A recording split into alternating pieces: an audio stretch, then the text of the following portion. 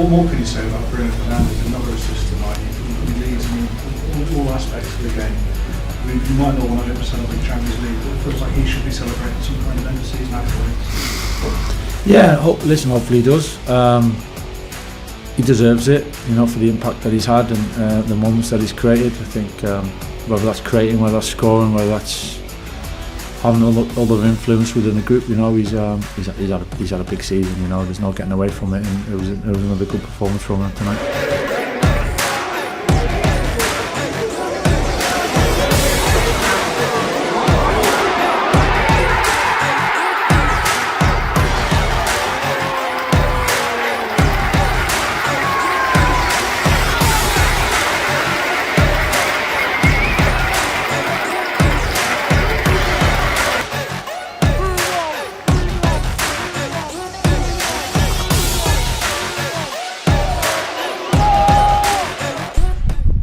Dalam hidup, terkadang ekspektasi memang tak berbanding lurus dengan realita. Dan barangkali itulah yang dialami Kapten Manchester United Bruno Fernandes. Tepat di awal musim 2025-2026, pemain berjuluk El Magnifico itu mengaku tak masalah jika catatan gol dan assist-nya menurun drastis. Semua itu dilakukan demi memberikan ruang bagi rekan-rekannya, sembari mengangkat derajat tim setinggi mungkin. Namun, apa boleh dikata, catatan assist-nya justru meroket hingga berpotensi mencatat rekor di Premier League. Performa gemilang sang kapten turut mengembalikan King MU ke habitat aslinya, apalagi kalau bukan Liga Champions. Padahal Bruno harus bermain di luar posisi terbaiknya selama paruh pertama di bawah Ruben Amorim. Rapor apik tersebut seketika melambungkan namanya menjadi kandidat kuat pemain terbaik Liga Inggris musim ini, menggeser nama-nama lain yang katanya lebih jago ketimbang bapak dua anak tersebut. Paling bersinar di era gelap Amorim. Sebelum mengupas lebih jauh mengenai prestasi mengagumkan Bruno Fernandes, mari kita sejenak berwisata ke masa lalu. Tepatnya di awal musim 2025-2026 ketika Manchester United masih ditangani Ruben Amorim. Kala itu, pelatih berjuluk sang penyair tersebut membawa sebuah sistem berbeda dengan formasi 3-4-3. Bruno yang biasanya berperan sebagai playmaker di belakang striker, terpaksa menjadi korban setelah kedatangan Bryan Mbeumo dan Matheus Cunha. Amorim memasang Bruno sebagai nomor 6 di lini tengah untuk berduet bersama Casemiro. Sebuah pergeseran peran yang sejatinya tidak terlalu drastis, tetapi berdampak sangat besar kepada permainan sang kapten. Pada dasarnya Bruno tetap bisa menjadi kreator, hanya saja posisinya ditarik lebih ke dalam.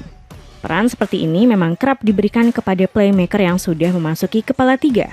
Sebut saja seperti Luka Modric dan Andrea Pirlo yang diminta mengatur tempo dari kedalaman. Namun peran seperti itu nampaknya salah kaprah jika dilimpahkan kepada Bruno. Sebab dalam sistem Amorim posisinya sebagai gelandang tengah bukan hanya mengatur tempo, melainkan juga ikut serta membantu pertahanan. Bersama Casemiro yang sama-sama sudah uzur, mustahil bagi Bruno yang tidak punya spesialisasi bertahan bisa mengcover area seluas itu di lini tengah. Apalagi dengan kerasnya intensitas tim-tim Premier League yang kebanyakan masang formasi dengan 3 pemain tengah.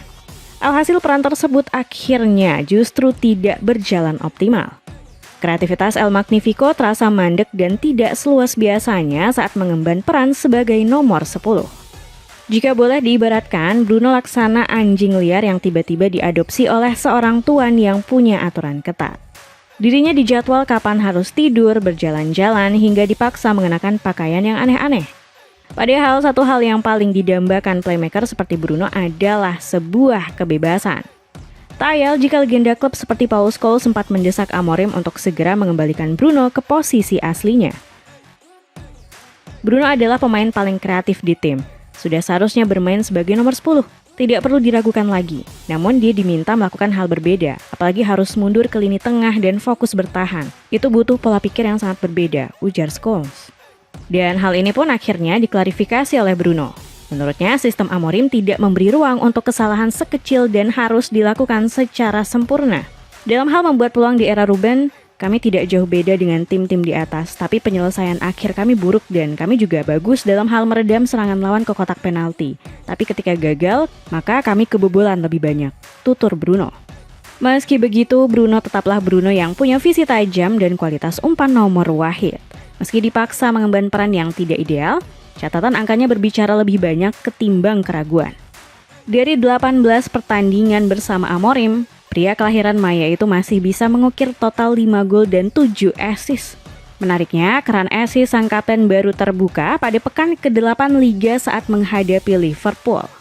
Dan perlu diingat bahwa seluruh catatan tersebut digoreskan di tengah kondisi tim yang tak menentu.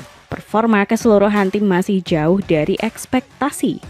Bahkan Bruno juga menyimpan segudang pemikiran di benaknya sendiri. Pasalnya di awal musim ia sempat ditawari kontrak mega fantastis dari klub Liga Pro Saudi dan hampir memutuskan pindah.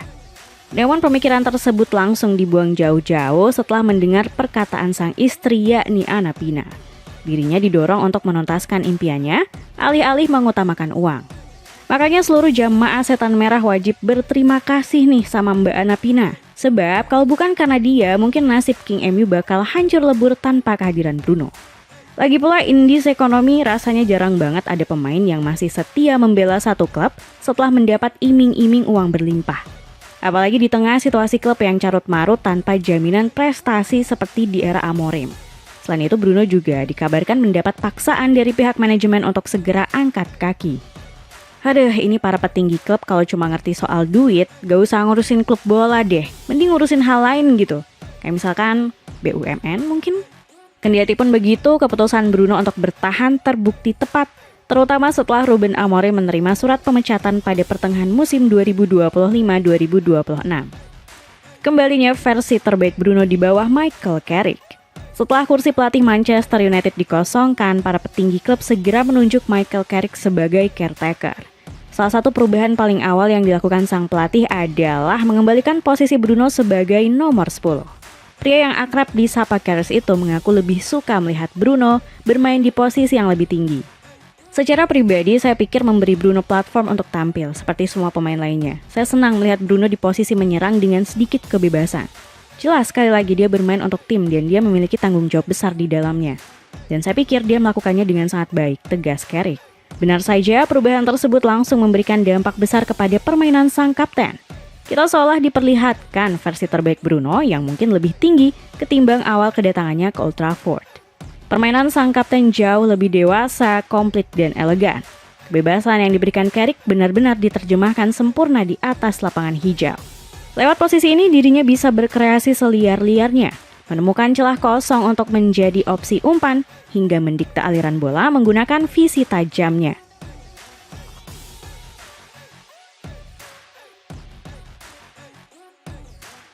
Dan lewat peran ini pula kita kembali dipertontonkan umpan-umpan magis sang Magnifico. Bagi mereka yang tidak suka, Bruno hanya terkesan buang-buang bola dengan umpan serampangan. Namun begitu bola tersebut jatuh di titik yang tepat, mahakarya abadi baru saja tercipta.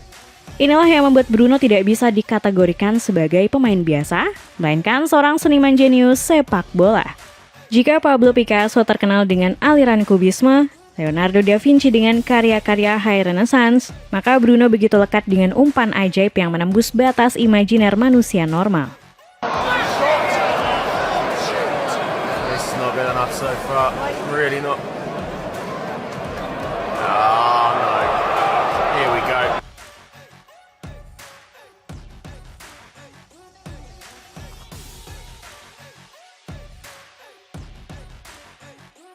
Come on!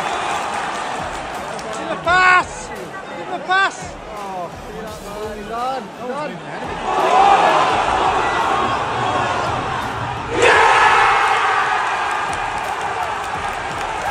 Dan untayan kata tadi bukanlah isapan jempol belaka. Jika tidak percaya, maka biarkan angka statistik yang berbicara. Saat ini Bruno telah menambah pundi-pundinya menjadi 8 gol dan 19 assist di Liga Inggris. Meski memulai musim dengan begitu kering, kini Bruno justru berpotensi mengukir namanya dalam sejarah Premier League. Ex-penggawa Udinese itu tinggal selangkah lagi untuk menjadi pencetak assist terbanyak dalam satu kalender musim, mengalahkan rekor Kevin De Bruyne dan Thierry Henry yang masing-masing mengoleksi 20 assist. Namun sesuai kata pepatah, semakin tinggi sebuah pohon, semakin kencang pula angin yang berembus. Dan itulah gambaran yang paling tepat untuk menjelaskan situasi Bruno saat ini. Saat dirinya semakin dekat dengan rekor, para fans rival yang iri menyebutnya tidak layak. Mereka bilang mayoritas assist Bruno cuma dari corner lah, Bruno cuma model asal lempar umpan lah, dan masih banyak lagi. Memang kalau udah menyangkut King MU semuanya jadi diributin gini ya. Padahal gonggongan fans-fans rival tadi justru seolah menjadi standar ganda. Memang benar sejumlah assist Bruno musim ini berasal dari set piece, baik itu corner maupun tendangan bebas. Namun bukankah ini justru menandakan bahwa akurasi Bruno begitu luar biasa? Sebab kalau kita mau main perbandingan, pemain-pemain rival juga banyak yang jadi eksekutor set piece. Misalnya saja Declan Rice yang sudah mengeksekusi hampir 100 corner untuk Arsenal di EPL musim ini. Begitu pula dengan Dominic Szoboszlai dengan 86 corner untuk Liverpool. Tapi mana buktinya? Mereka nggak ada tuh di daftar tertinggi top assist Premier League. Kalau memang eksekusi corner segampang itu, kenapa Rice dan Szoboszlai nggak bisa bikin 19 assist kayak Bruno? Izin, nggak perlu 19 deh, setengahnya aja belum ada nih dilihat-lihat. Itu baru 2 nama loh, belum kita bahas playmaker lainnya yang katanya terbaik di Liga Inggris, macam Cole Palmer, Martin Odegaard, dan Florian Wirtz. Bahkan kalau melihat daftar top assist musim ini, selisih perolehan Bruno dan Ryan Cherky di posisi kedua terpaut sangat jauh. Maaf nih Mas Bruno, ini kan bukan zamannya COVID lagi ya, jadi kayaknya nggak perlu social distancing sampai sebegitunya deh. Kasihan soalnya yang lain jadi kelihatan banget jomplangnya. Dan satu hal yang selalu menjadi perbandingan adalah kualitas Bruno dan KDB. Meski sudah tidak bermain di Liga Inggris, De Bruyne berstatus sebagai pemegang rekor dan sempat sikut-sikutan dengan Bruno sebagai duo playmaker terbaik. Yang menjadi kendala selama ini adalah perbandingan keduanya dirasa tidak adil. Sebab KDB selalu bermain dengan para ujung tombak terbaik di Manchester City. Sementara Bruno tidak punya striker yang selalu bisa diandalkan. Namun, kini seluruh perdebatan tersebut nampaknya mulai terlihat hilalnya. Musim ini, KDB hanya mencetak 3 assist untuk Napoli di semua kompetisi. Tebak siapa strikernya sebagai garansi gol dan assist bagi King MU. Kami mencetak gol di hampir setiap pertandingan dan Bruno punya peran besar dalam hal itu. Dia mungkin saja bisa menambah 1 assist lagi dan mencetak gol sendiri, ujar sang pelatih. Dapatkan celana bahan formal dan murah cuma 100 ribuan. Cek linknya di bawah ini. Kandidat kuat pemain terbaik Premier League.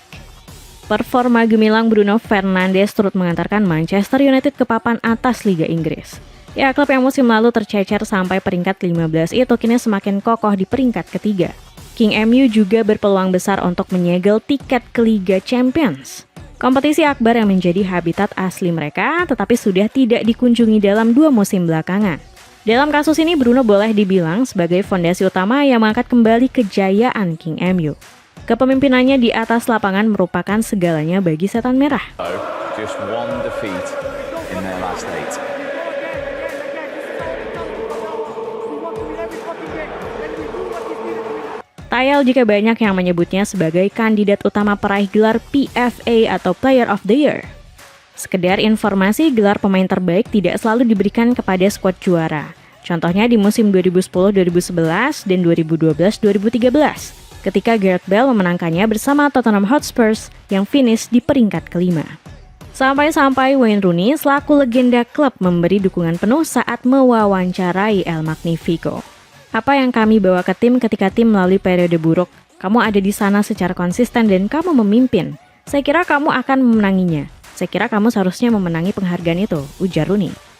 Bahkan Jamie Carragher selaku legenda Liverpool juga mengungkapkan hal yang sama. Apa yang telah Bruno lakukan di Liga benar-benar luar biasa. Dia telah mempertahankan level performa tersebut hampir sepanjang waktu. Yang membedakannya dari pemain lain, banyak pemenang penghargaan ini sebelumnya tidak memenangkan gelar Liga. Saat ini dia jelas merupakan kandidat yang paling layak. Di sisi lain, sejumlah ex-rekan Bruno turut memberikan dukungan. Bukan sekedar untuk memenangkan PFA atau Player of the Year, tetapi juga kandidat kuat Ballon d'Or. Paul Pogba pernah berkata bahwa Bruno pasti masuk top 3 Ballon d'Or jika bermain untuk tim yang lebih baik. Sementara itu, Jesse Lingard menyebut Bruno layak diperhitungkan sebagai nominasi tahun ini. Sandal kodok pria anti-slip cuma 30 ribuan aja, buruan check out. Dengan performa konsisten sejak pertama kali datang, akankah Bruno Fernandes akhirnya mencatat rekor bergengsi bersama King MU?